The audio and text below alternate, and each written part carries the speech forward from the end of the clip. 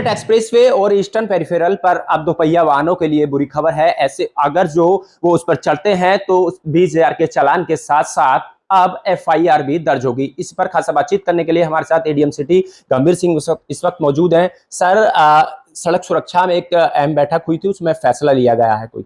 Sir, क्या कुछ फैसला था, क्या कहेंगे?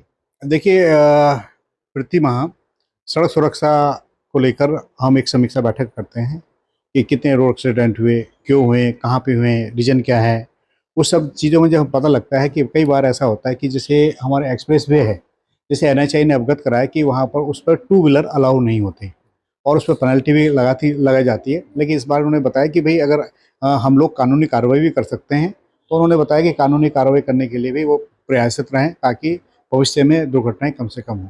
कड़े फैसले इसलिए कोई भी सरकार इसलिए लेती है समय समय पे, ताकि हम अपने देश के लोगों की जान माल हानि को रोका जा सके। सर, इसमें कुछ जो है दोपहिया वाहन जब चढ़ते थे एक्सप्रेसवे पर, कई तरह के पहले उनके चालान भी सर हुए थे। अब एफआईआर का इसमें प्रावधान कर दिया है। सर, कौन इसमें एफआईआर कराएगा और किस तरह से जो है? देखिए, रोड एनएचआई की है तो सारा प्रोविजंस एनएचआई की गाइडलाइन में है, उनके प्रोविजंस में है। तो जैसे एनएचआई ने बताया कि उस हिसाब से वो अपना आप ही कराएंगे। सर, कुछ ब्लैक स्पॉट भी चिन्हित किए गए हैं।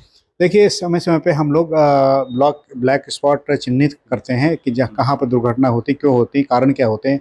उन सबको पॉइंट निर्धारित करते हैं, उस क्षेत्र को हम ब्लैक स्पॉट के नाम देते हैं और जो जो जिस कारण से दुर्घटनाएं होती हैं हम उसको समाधान करते हैं।